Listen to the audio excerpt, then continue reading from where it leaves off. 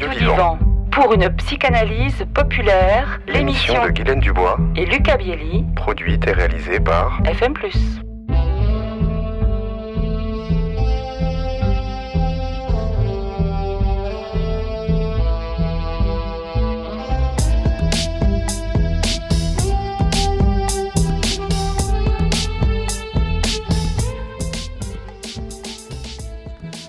Bonjour Guylaine Dubois, vous êtes psychanalyste à 7. Bonjour Lucas Bielli, et vous êtes psychanalyste à Montpellier.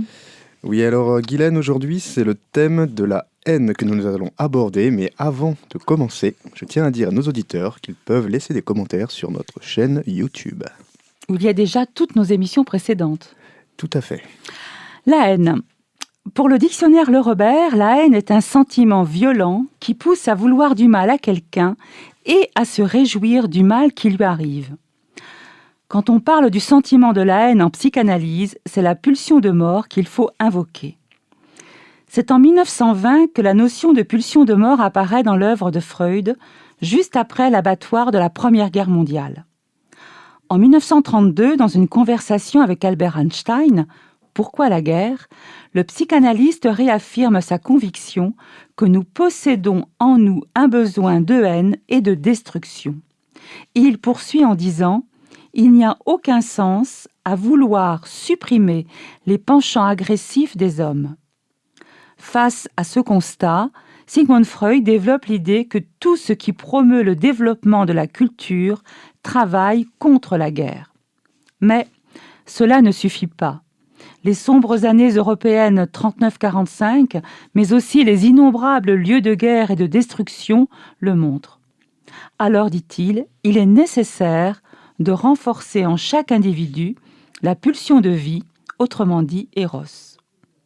Eros versus Thanatos, renforcer Eros. Tout ce qui instaure des liens d'ordre sentimental entre les humains ne peut contrecarrer la guerre. Tout ce qui forge d'importants traits communs convoque pareils sentiments partagés, c'est-à-dire les identifications. Continue Freud dans son dialogue avec Albert Einstein. Jacques Lacan, bien plus tard, vient renforcer cette idée en disant « La haine de l'autre est une haine de soi ».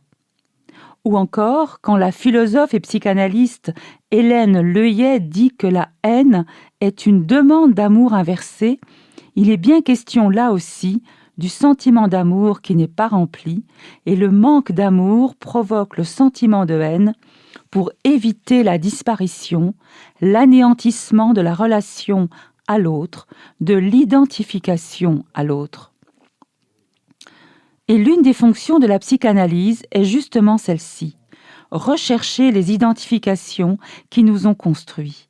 S'identifier, c'est chercher dans le rapport à l'autre sa propre identité.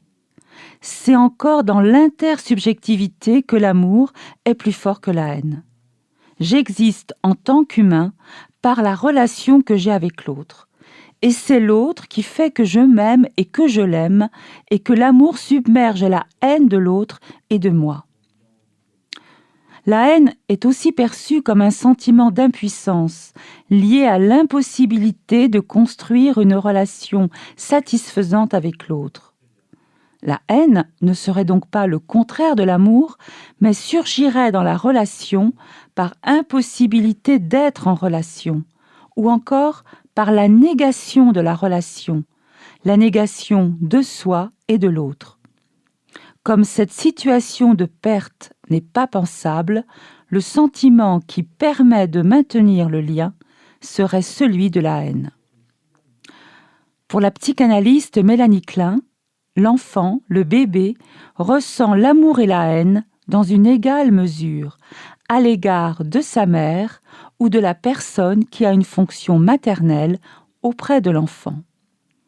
Pour Mélanie Klein et pour Sigmund Freud, la haine prendrait sa source dans la frustration ou la menace d'un danger. Ces deux situations engendreraient des angoisses très précoces. Face à des besoins primitifs qui ne seraient pas satisfaits, la réponse qui surgirait serait des tendances à la destruction pour se préserver, pour se maintenir en vie. Cette tendance évolue avec l'évolution de l'enfant en fonction des réponses apportées par l'environnement. Si les réponses sont satisfaisantes, une identification d'amour va supplanter cette haine qui n'aura plus raison d'être. De retour sur Radio Divan, sur FM+. Merci Guylaine Dubois pour cet exposé sur la haine. La haine qui est toujours présente dans notre quotidien. On ne peut en avoir une belle démonstration, ce qui est au plus haut de l'État. Il suffit de regarder certaines campagnes politiques qui opposent intégralement la haine pour tel parti, la haine entre les partisans, mais aussi cette notion d'ambivalence liée donc à l'amour, à Eros et Thanatos, à la fois ce désir d'aimer et cette pulsion de haïr l'autre. Oui, alors c'est exactement cela, Lucas. Je compléterai vos dires en ajoutant qu'on voit aussi ce qui se passe au niveau international avec l'Ukraine, bien évidemment, hein, ce besoin de puissance de l'État de Poutine qui va absolument à tout prix augmenter son territoire, et puis pour bien d'autres raisons que j'ignore sûrement. Et on voit que cette haine collective, finalement, où ça nous mène, où ça mène ces pauvres Ukrainiens dans le froid, la neige et la misère.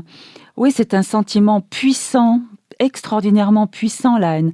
On dit je t'aime autant que je te hais aussi. Je trouve que Mélanie Klein et Freud l'ont bien dit dans leurs études, c'est-à-dire que c'est autant je t'aime, autant je te hais. Ce sont des sentiments extrêmes qui mènent à des actes extrêmes et parfois même, surtout pour la haine et l'amour, jusqu'à la mort finalement. Donc c'est à la fois deux constitutives de nos civilisations qui les font aussi avancer en termes de développement. On se développe, comme disait Freud, grâce à la science, notamment qui fait avancer aussi Eros. Et la guerre fait avancer du coup la haine aussi, bien évidemment. Les avancées de la guerre permettent en suspens ensuite un beau développement technologique. Et j'ai l'impression que c'est un peu un serpent qui se mord la queue, c'est sans fin. L'amour chasse la haine et la haine chasse l'amour. Et la prochaine fois, ce sera l'amour, Lucas. Et la prochaine fois, ce sera l'amour, tout à fait. Au revoir. Au revoir. C'était Lucas Bielli et Guylaine Dubois pour Radio Divan, une émission produite et réalisée par FM+. Sur une musique originale de William Balfour, à retrouver sur radiofmplus.org, sur YouTube et Deezer.